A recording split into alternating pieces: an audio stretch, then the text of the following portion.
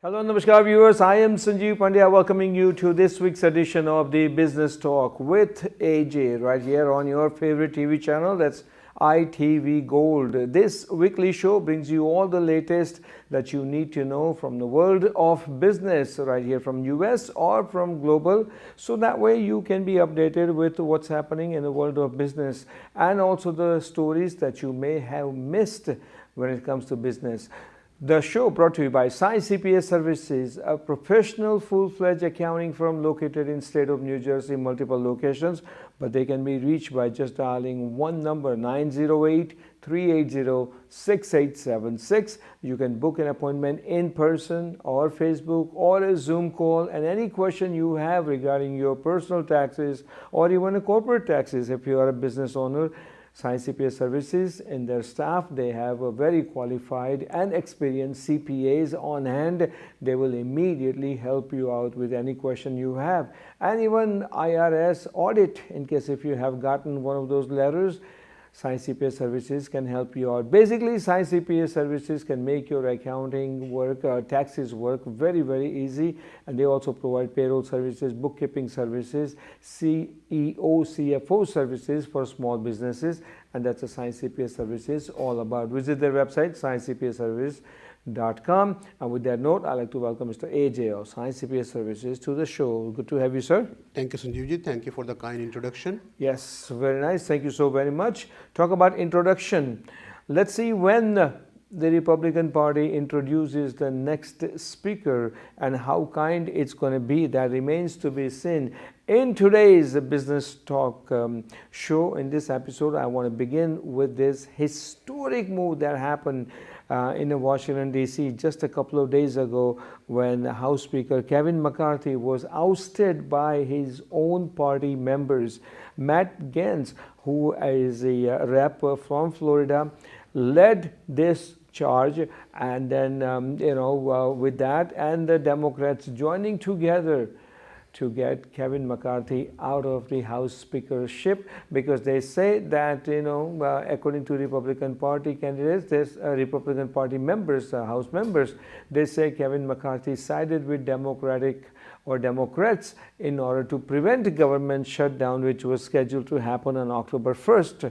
That was last Sunday. And just before the deadline, they agreed temporarily to have government running for a month and a half. And some Republicans were unhappy. And AJ, that was a historical move. Absolutely. That has never happened in the history of United States of America politics. So it's an important news. But let's break this news down, Sanjeevji. Let's see how does it impact you and me? How does it impact the small business owner? So if we take a step back, Kevin McCarthy, a Republican House Speaker, was ousted for the first time in the history of this country. Now, it clearly shows that the Republican parties were not working together. Yes. They had fragmental situation. Their own party is bringing a case against their own House Speaker.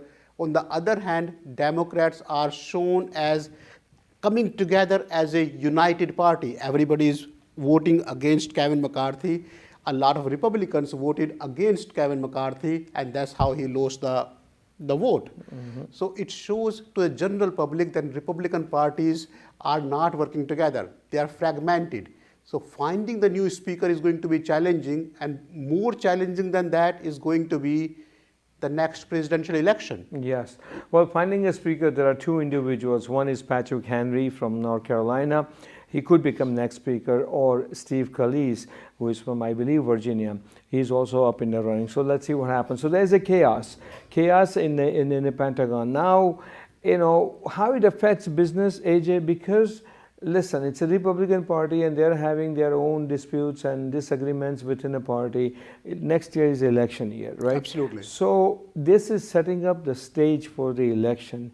If Democrats are re-elected, whether it's a President Joe Biden or whoever the candidate is going to be, right?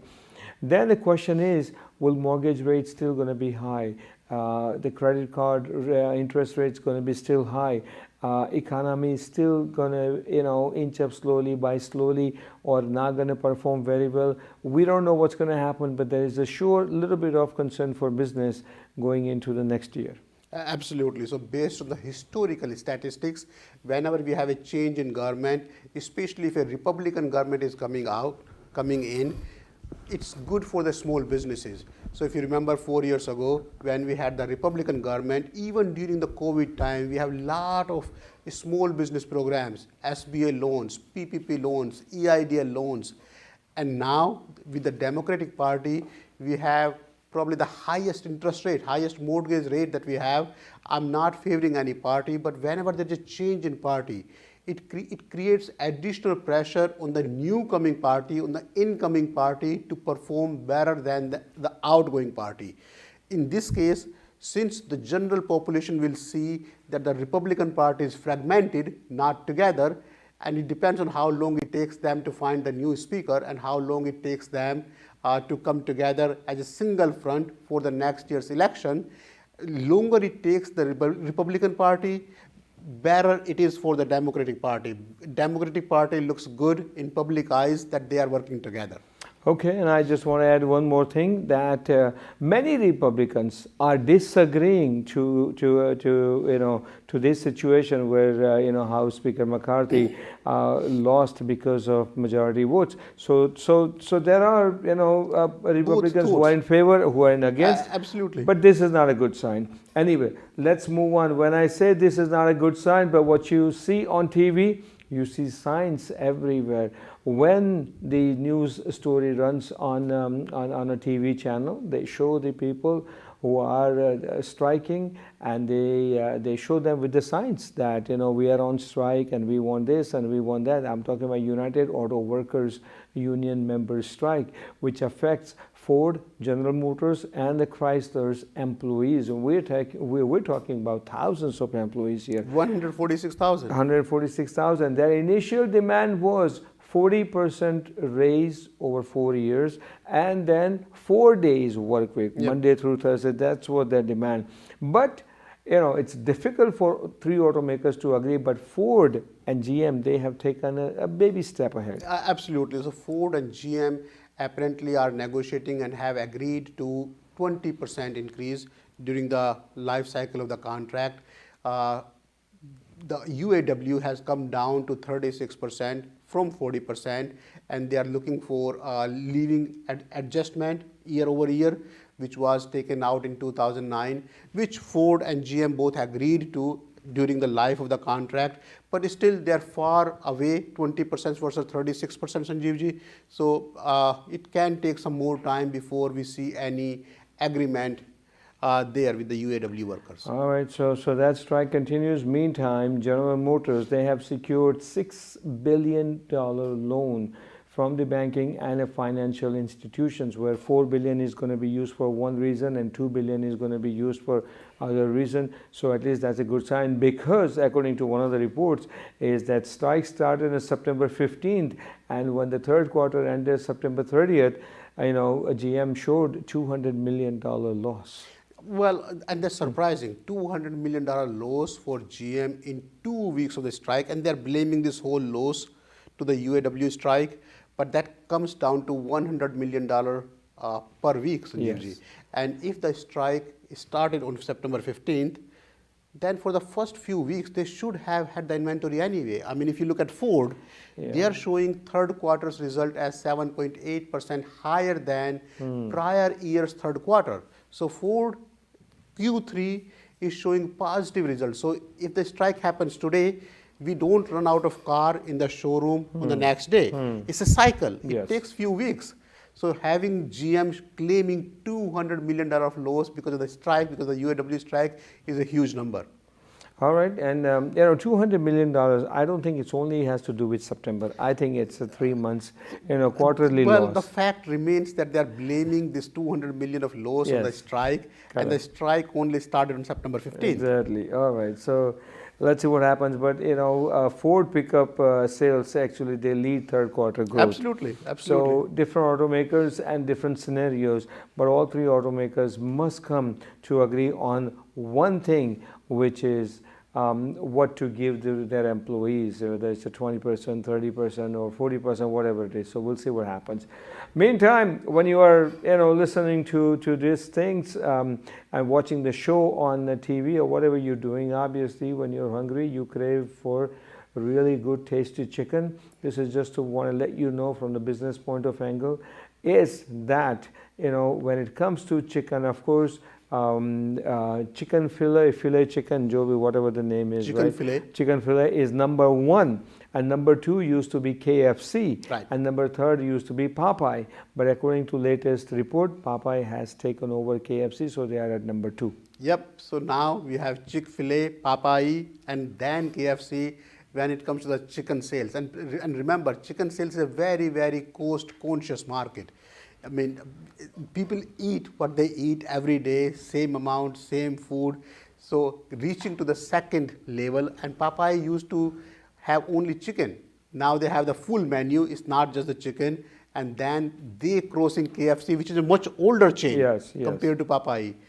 So it shows the progress over there. It shows a lot of people interested in Popeye chain. Good. As we are recording the show here, AJ, I just overheard someone asking me a question.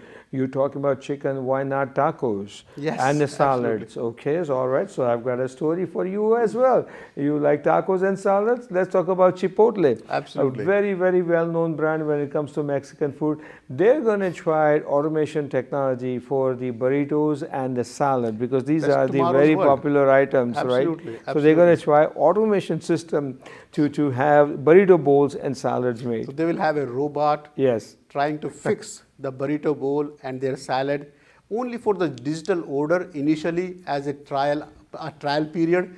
But consider a situation for a fast food chain where robots are preparing the food. I mean, there is no preparation as such. If you take a step back, if you think about it, Sanjeevji, they're just mixing the ingredients which are pre-cooked and then putting in the microwave or putting in the oven anyway.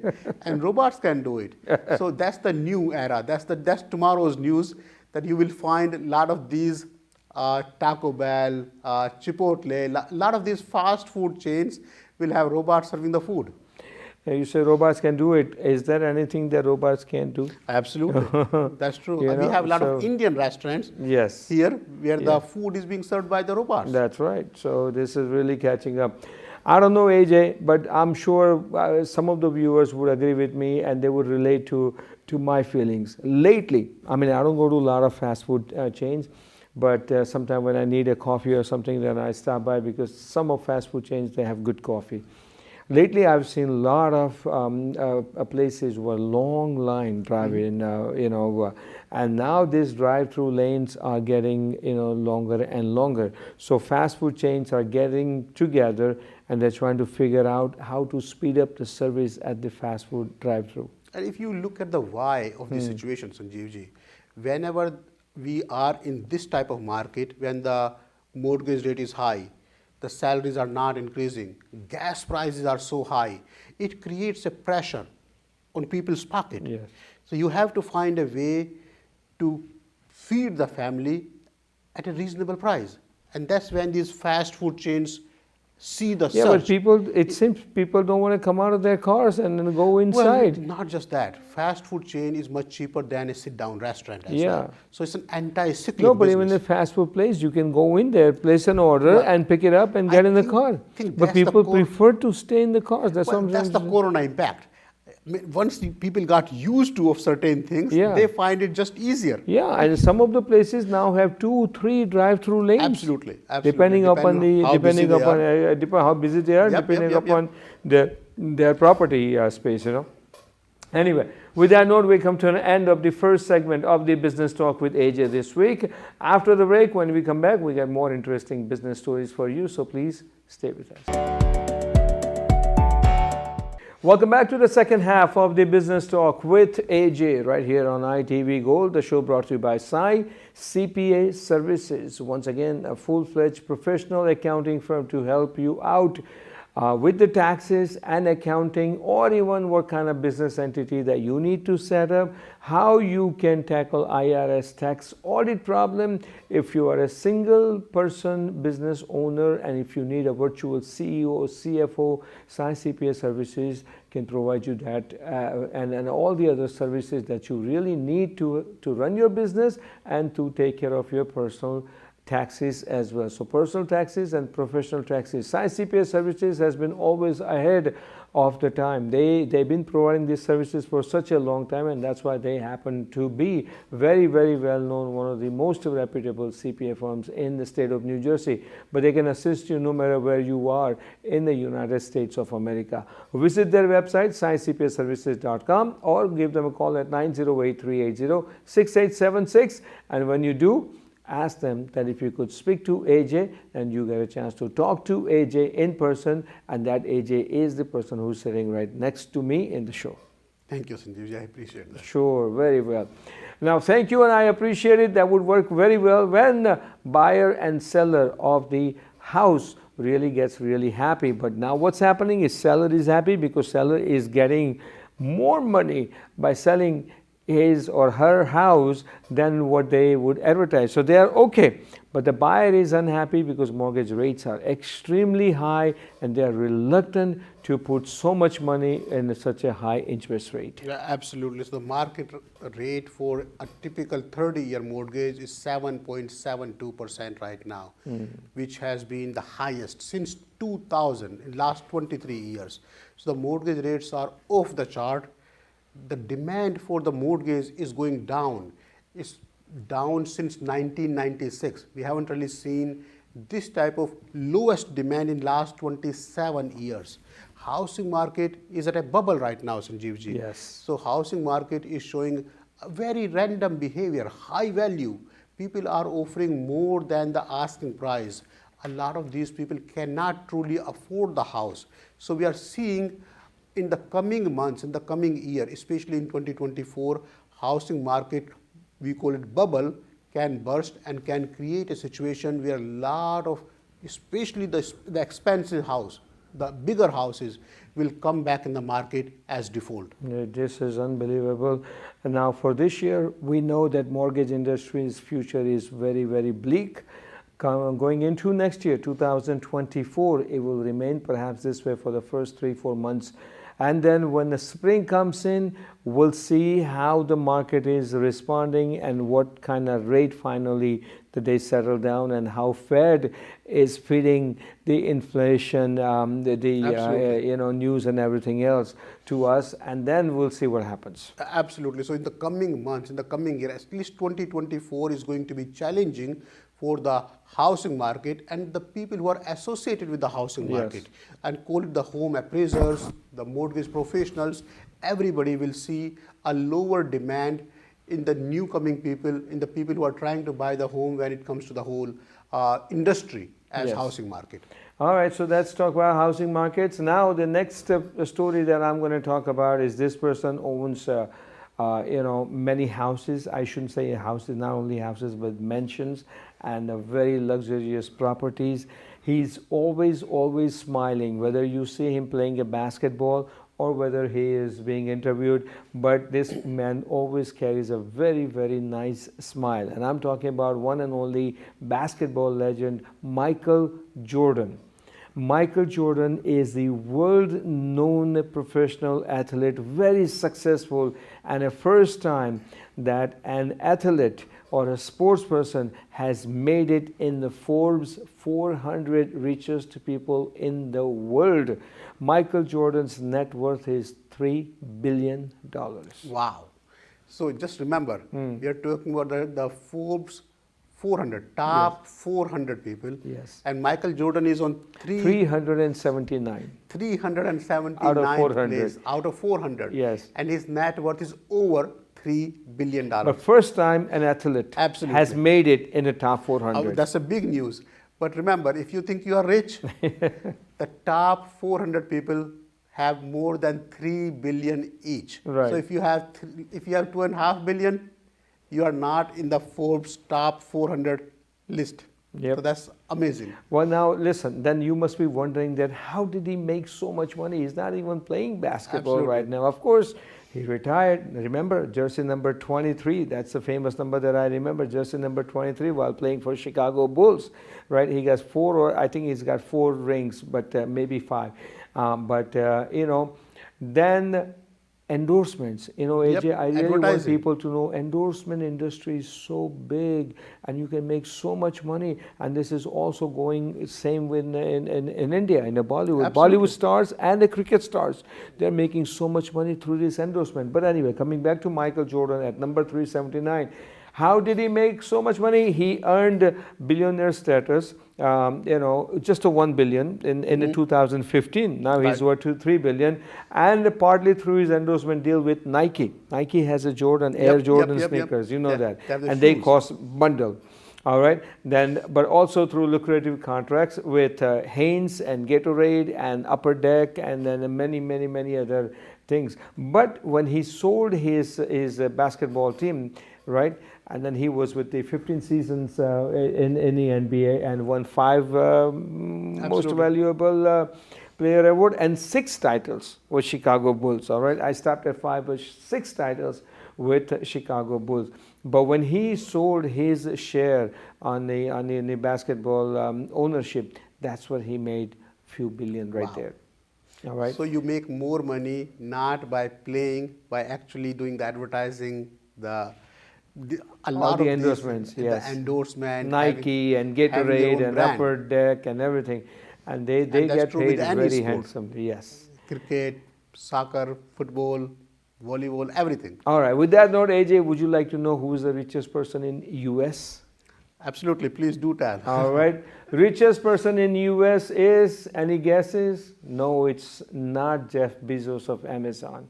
It's now Elon Musk Absolutely. of Tesla and SpaceX and the Twitter, which is now known as X. So Elon Musk has beat Jeff Bezos. The story is special. If you remember, just a couple of years ago, few years ago, Elon Musk was on the verge of bankruptcy Yeah. when his brand wasn't doing well, especially SpaceX.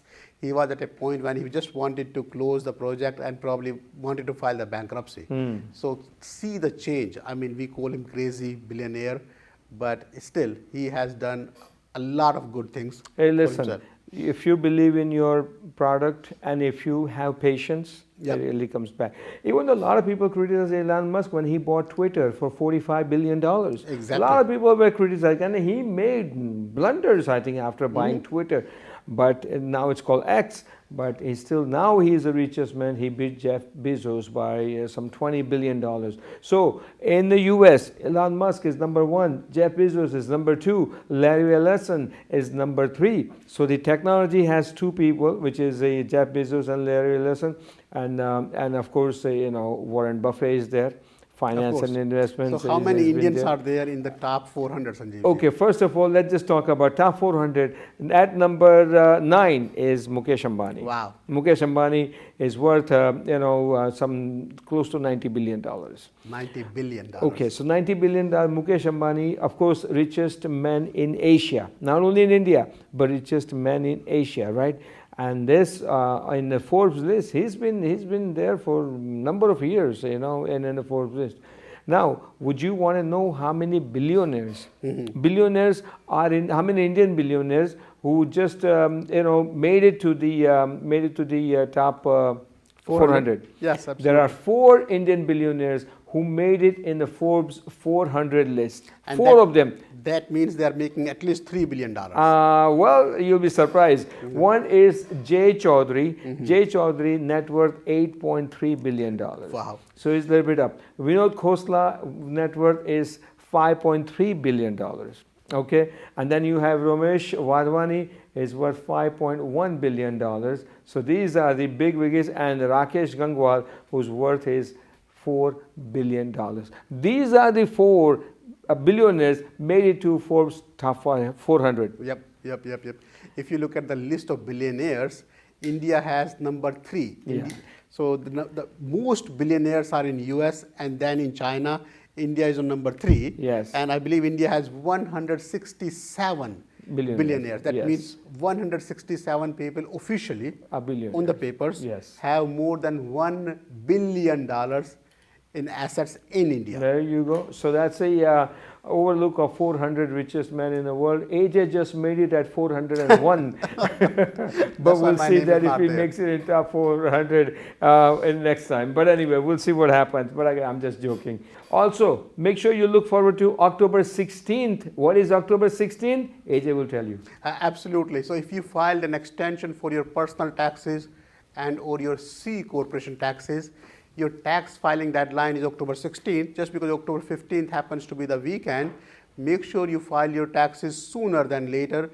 You do not have second extension. If you don't file your taxes before October 16th, your extension gets null and void, and now on October 17th, you are technically 7 months late. Wow. So make sure you file your taxes on time. If you filed an extension, October 16th is the tax deadline for you. And if you have any question, need any help filing your tax return, whether personal or corporate, do call SAI CPA Services immediately. Call them by dialing 908-380-6876 or visit their website saicpaservices.com. With that note, I am Sanjeev Pandya. And once again, thank you so very much, AJ, for your time, and I'm wishing you happy and tax-free days ahead. Until we meet again, same place, same time. So long. Thank you.